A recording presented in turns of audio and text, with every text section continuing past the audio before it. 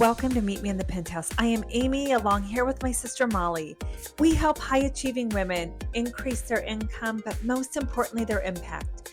We are neighbors, sisters, and business partners. We have built 8-figure businesses together, traveled the world together, raised our children together, mentored thousands of men and women together, and it's all because we have a penthouse mindset.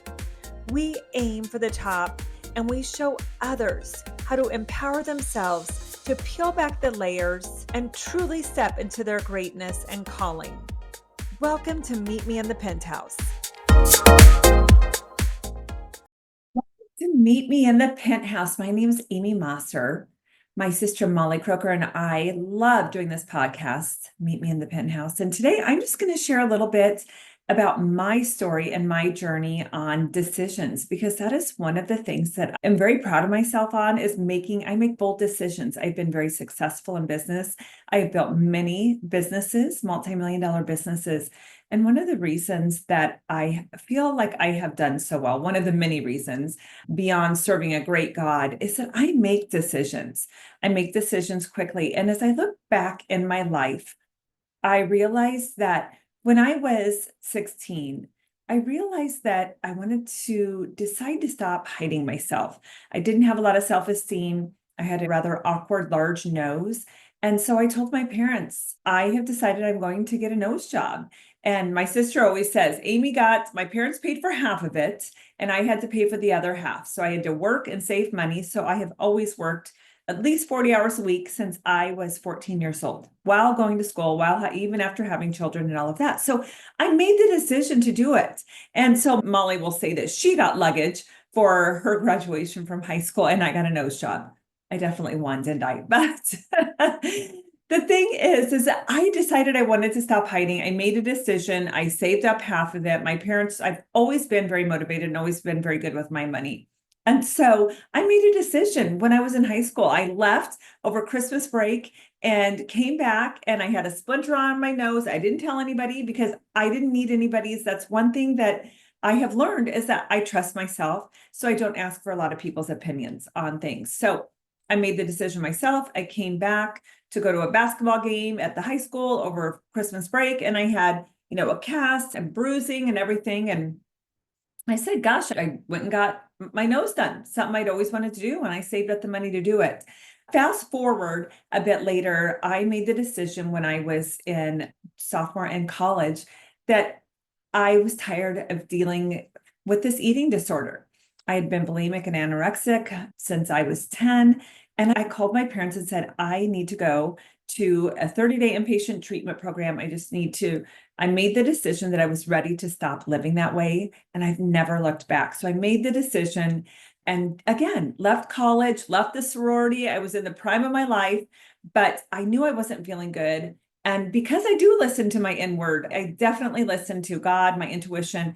And I thought, I've got to start feeling better. But I have to tell you, it was really empowering to other women. I know that I have been a leader in, even when I got my nose done, there were 3 other young ladies that got theirs done after that. And I helped guide them with, the plastic surgeon I went to, and what was the process and the recovery. Also, when I went to eating disorder treatment, there were others that followed in suit, because it wasn't anything to be ashamed of. I was proud that I was ready to throw away and walk into the next version of Amy. And I didn't need to get approval from anybody. I knew what was the right thing for me. So fast forward, when I married my first husband, and we purchased a lot of real estate. We were 22 and we had absolutely no money, but we had a lot of faith. And I will give my former husband a lot of credit. We were both crazy entrepreneurs. We had the vision, we had thought big, and weren't afraid to ask. We weren't afraid to say, gosh, I don't have the money. Would you carry back the note? They call it land contracts. So that's how we bought our first set of 16 duplexes from one gentleman, with $500 down. And fast forward to when our marriage ended, we had about 1,000 rental doors, and we owned a 90,000 square foot gym, and we owned storage units. And it was so lovely to be able to build that and to make decisions and move, because I love making bold decisions. And that really is my superpower. So as I was walking through a few years of my life, solo parenting, many of you know that I had to start completely over. I had no 401k, I had no child support, my divorce was sealed. I had saved enough to be able to support my kids. And one of the things that I love is I made a decision early on. I was not going to sell my $1 million house. I was not going to get rid of the yard keeper. I mean, I had to have help to maintain it. It was a gorgeous home, but I was not going to play small. I wasn't going to all of a sudden say, I can't afford this. I don't know how it's going to happen, because I stepped out in faith. I made a decision to step out in faith. And I was absolutely not going to sell my house, downsize, do any of that, because I had the house that all the kids hung out at.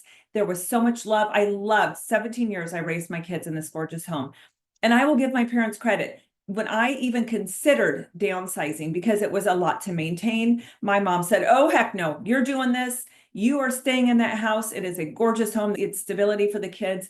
And of course, making that decision, I didn't know the how. That's the great thing. You don't have to know the how for the decisions. I didn't know the how, but I knew, like I knew that I was going to be able to make it. And so I always thought, worst case, I will stock shelves at Target while the kids sleep, which thankfully I didn't need to do that. But what it did is that I made a decision that I was going to start a real estate team, a team of women. Like Ed Milet says, you're most powerfully positioned to help the person you once were. So I made the decision to start a team of women. And at one point, we had 12 of us on our team during the height of the real estate market. It was absolutely wonderful. We had so much fun. The women that I was able to mentor and help are really successful in real estate today. And I am so glad that I was able to be a small part of their journey. It was absolutely the best thing. But during that time, Lauren Jane, who is now my 26-year-old, and watching her is like watching myself. She is absolutely phenomenal. She makes decisions very quickly too. She's very confident. She says, I raised her with delusional confidence. I am saying that delusional confidence came from my mom. Because she told us that we could do anything that we put our mind to. And I told Lauren that too. So when it came time, Lauren had a little bit of she went out of state for a semester in college. And when she was out of state, a lot of things manifested in her health. And she got very, very sick, and I had to bring her back to hospitalize her just for to have surgery. And she decided to come in state and come back to Nebraska to finish out her education. And again, when you make decisions quickly, God always provides. And the second she made that decision, she was able to transfer her sorority here. She ended up stepping into a role and coaching with Gallup, which she is now employed by, but she was almost a volunteer coach and got into this incredible exclusive program. And just again, made a decision to bring her back. Didn't know where she was going to live, didn't know. It was mid-semester and the doors opened and everything aligned. And that is the power of the decision. And so after she finished her 2 years at living in the sorority, I said, you know what? Would you consider letting me buy you a house and your roommates can live there and we'll paint it, remodel it, and fix it up? And it was a big decision because she was not going to be in the really cool, hip dorms. There were new, beautiful buildings that all the kids were going to be a part of. But she and 3 of her roommates decided, yeah, that would be great. That was in 2019. And of course, we all know in 2020, the world shut down for a bit. The kids did not go in person to school. So here they lived in a home that I purchased, a darling home in the country club area. And I have to tell you, I was still getting back on my feet a bit. And so I talked to my banker and I said, listen, Dustin was my banker. I said, would it be possible for me to just put 10% down instead of 20% down? And he said, absolutely. He knew my history. He knew that I would never, ever fail. It didn't even cross their mind. So they did an in-house loan for me. I put 10% down. Of course, I made commission on the sale. So then ultimately I put about 4% down. And Lauren and her friends lived in this darling house for 2 years during COVID. So it was a 4-bedroom house. 3 of her roommates paid my mortgage and Lauren lived for free for 2 years.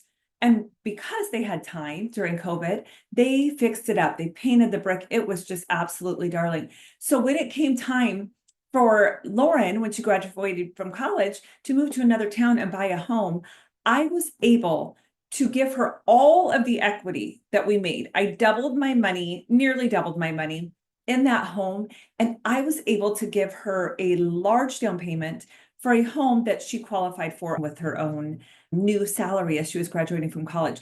But that is one of the things. I make decisions, and I teach my daughter and I teach all the women that I work with to make decisions. I don't always know the how.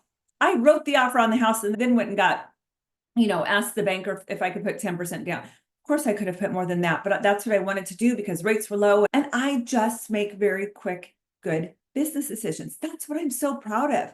I have built a network marketing business to the top 2% because I made a decision to build it very quickly. I knew where I was going. I was 100% committed to it. I have always been a top income earner from day one since 2004 in my real estate business. I came into real estate knowing and deciding I was going to be a top producer. Right away, I phoned the top producing woman and I said, I want to be mentored by you. And I just hung out with her. And when I had a listing, I had some people that wanted to list a house that was brand new. I brought her in as the co-list. And when she tragically passed away, I was able to help her with her business because I had enough of a relationship with her that I was able to continue to manage those listings that she had and the buyers that she had before she passed. And so everything happens when you make the right decision, when you step out in faith. Confidence doesn't mean that I know the outcome. It doesn't mean that I 100% guarantee what will happen. I just know that I trust myself. I don't sit on the fence. I don't ask for permission.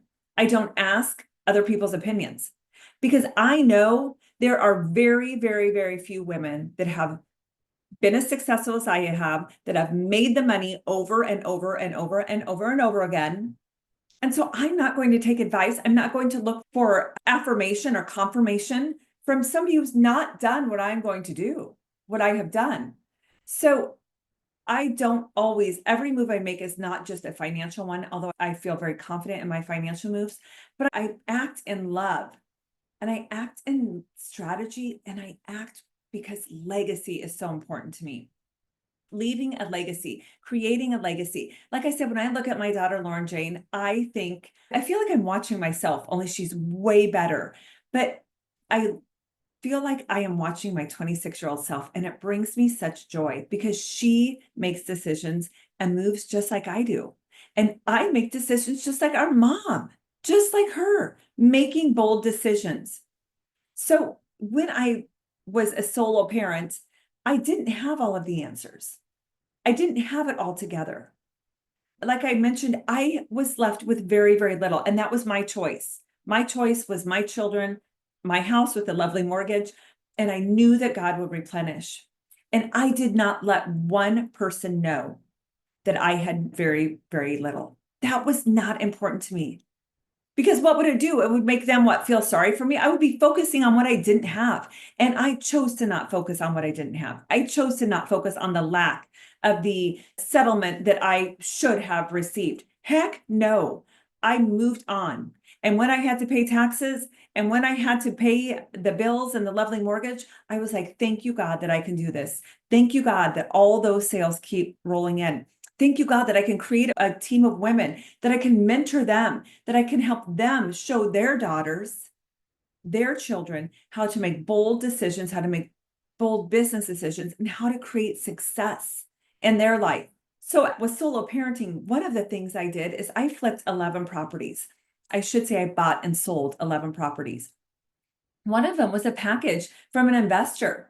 And again, I went to the bank, I said to the bank, I'm looking to buy houses. Our inventory is scarce. That was back in 2018, 19, as it started to become scarce. So he put me in contact with an investor who wanted to sell 6 of his houses. And guess what? I bought them. And I didn't buy them with with 40% down. I bought them with 10% down. And I sold and remodeled every single one of them and had them sold within 6 months for quite a large profit. I have done that with 11 properties on my own over the last 10 years. I make decisions. I'm not afraid to ask. One of my favorite things is I had a home and I knew it was a home run for me to purchase and to live in and then sell. And I called one bank and they were very, very unkind to me. They said, that is the dumbest idea. I mean, they were rude. This male banker was rude to me. And you know what? Most people, first of all, most people wouldn't have even called and asked. They would not have made the decision that I'm going to buy this house. I trust myself. I know the real estate market. I know this is a home run for me to remodel and sell. And then number two, they would not have called the banker. So I called the banker and he crushed my spirits. Well, he thought he did. He was rude. He was mean. He was belittling. Dumbest idea. And then you know what I thought? Let me see. That banker has lived in the same house for 30 years in the same, concern, just has not made any bold moves. He's been at the same job. He has a banker mentality. So you know what I did? Picked up the phone and called the next banker. And you know what that banker said? My gosh, that is brilliant, Amy. How much do you need? When are you going to close? Let us know what we can do.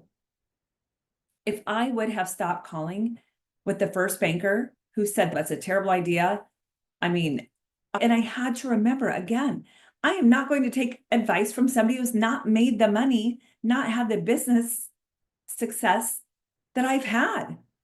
I simply won't. I will not. I trust myself that much. I know I have a great intuition. I've made really good. Now, have I made some poor financial decisions? Yes. My clothing, although I tell my husband, I'm remarried, I tell him that's my brand, but I do spend a lovely amount on my clothing because I love clothes. I love clothes. Fashion is my love language. My daughters too. It was our mom's. It was our mom's love language. We've always had the best clothes. So I probably spend more than everybody else, but I make more than everybody else. And so I will make the decision to spend and do things that I want to do and also continue to make great investments. And that is what I am so passionate about, is everything doesn't go perfectly for me, but I make decisions and can pivot quickly. I do not let something that didn't work out, I don't let it get me down. I think, well, shoot, that didn't work out. And as Napoleon Hill says, every seed of adversity carries with the seed of an equivalent or greater comeback, right? There's something, it's not always going to be bad, but life isn't always going to be all up here, right? So there's ebbs and flows.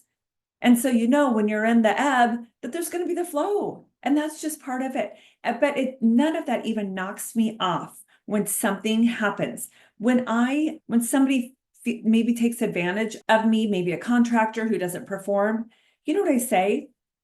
Okay, let's find the next person. I'm not going to get upset. I'm not going to degrade them. I'm going to say, I hope that they can use the money. They clearly needed the money more than I do.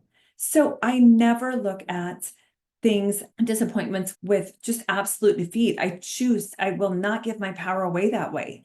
And ladies, you need to not give your power away. You need to be confident in your decisions. You need to not wait for permission from others. That's one of the 6 ghosts of fear, is I'm so worried about what other people are going to say, is fear of other people's opinions. Screw other people's opinions. There's only one you. We only get one life. We're here such a short amount of time. You can't wait for the perfect conditions. You can't wait for permission. Trust your gut. Trust your faith. Trust your God. Quick decision doesn't mean it's reckless. It means it's aligned. When I know when something feels right for me, because I have that feeling, I have that knowing. And you know where that knowing comes from? Every morning at 5 a.m, I am silent. I am meditating. I am listening. I am breathing, doing my breath work, because that's where God speaks to me. And that's where the peace and the calmness and the knowing comes from. So every property that I've owned, every single property that I've owned, every business, every deal, every real estate transaction, every sale of anything I've sold with our coaching, with my network marketing business, has just continued to strengthen my belief in myself. Every choice, every decision is building a legacy, and I am here to create impact. I am here to leave people with a feeling of increase after I meet them, whether it's a smile at the local bakery or at the car wash, or if it's a transaction, a real estate transaction with a buyer or seller, I want them to remember the way that I made them felt. So remember, you're not stuck. You have choices. You have the power. You can think new thoughts. If you're waiting for clarity, sometimes clarity comes after the decision. Remember that sometimes clarity comes after the decision. I make decisions and then figure out the details, figure out the how. That's because I know that God will figure out the how. I don't have to know how to do that. So what I want to encourage you to do is reflect on what decision you're avoiding. Are you really wanting to leave your job and you just can't do it? Do you think, I can't do it, I'm the breadwinner, I'm vested, I have insurance, all of this? What decisions are you avoiding? Maybe it's with a relationship, a friendship, something that is no longer serving you. Also, where's your intuition nudging you? And the only way you'll know where your intuition or God is nudging you is to get quiet and listen. Get quiet, go within and listen. And lastly, what is one bold move that you can make this week? What is one bold move that you can make? Because the world is waiting on you. Your children are waiting on you. God is waiting on you. It is time. It's not too late. You're not too old. You're not broken. It is the perfect time for you to make a decision and move forward in faith. And that is why Molly and I have created this community of Sisters Next Door, of Meet Us in the Penthouse. We are partners in the Napoleon Hill Institute and the Women's Collective. We are creating communities because that is the most important thing. You have got to surround yourself with people who are taking bold moves and moving forward. Otherwise, you're going to stay stuck, indecisive. So no decision is a decision, by the way, but you're going to be stuck indecisive. We always say, at the ground level vibration, we are in the penthouse, vibrating at the penthouse. When you're up in the penthouse, vibration wise, you're attracting the business deals. You're attracting people that are just like you, that are vibrating in the penthouse. That's how I have so much success. I have sold houses sitting in first class. I've sold 4 apartment complexes to 2 gentlemen that I met here in Nebraska that they haven't even seen. One gentleman has never even seen. I sold him back in 2009. His properties, he trusted me enough. I helped him find property managers. Owns them out right now, and they're worth millions of dollars. I met him on an airplane because I believe every morning when I step out, I say, God, who can I bless? Who am I going to meet? And I'm vibrating in the penthouse. I'm making bold moves. I'm making confident decisions, my delusionally confident decisions. I'm not second guessing myself. I'm not looking for the approval of others. I am not asking people who have not done what I have done or are not where I am going. I'm not asking their opinions. I'm not seeing if they push like on my Facebook post. Doesn't matter to me. I know where I'm going. And this next chapter of the decision to create this movement, this beautiful feminine movement of women to rise up, get out of the back row, use your voice, find out what you truly want, your calling, your purpose, and go walk in your greatness. Make the decision. Find out what makes you happy. Decide to take action and walk alongside other women who are doing that, because we're not the crowd. We're out of the crowded lane. We're walking in our own lane. It's free. It's beautiful. It's empowering. It's lucrative. And we're creating legacy and impact. You want to join us. Make the decision. Look us up at sistersnextdoor.com or Napoleon Hill Institute. Make the decision to join one of our communities. There is a place for you at the table, 100%. You just need to decide. And if you're looking for confirmation, if you're looking for someone's opinion, I'll give you mine. Do it. Do it. Because there's very few women that live like I live, that have made what I've made, because There's very few women that have made the bold, decisive moves that I have made. And I will help you and walk alongside you as you do that as well. As we always talk about, asking our question at the end, what does living in the penthouse mean to you? Penthouse living for me is freedom. Freedom from other people's opinions, financial freedom. It's a beautiful view at the top. There's beautiful people at the top. It's not as crowded in the penthouse because there's fewer of us that are free, that don't follow the crowd. There's fewer of us living this beautiful, opulent life because we have decided that we aren't going to follow the crowd. We know what our calling is. We know what our purpose is. And so I want you to consider what it's like to live in the penthouse. Some people think of the penthouse as real estate. I'm in real estate. So of course, yes, I want the top floor. The penthouse is thinking. It's a mindset. It's freedom. It's opulent. It is empowering. Make it a great day and tune in again for Meet Me in the Penthouse. Hey guys, we'd love to have you join our waitlist for our class, A View from the Top. There are going to be incredible women who are making incredible, decisive, clear decisions. The energy is fabulous. The view from the top is fabulous, and there's room for you at the top. Go to sistersnextdoor.com and join our waitlist.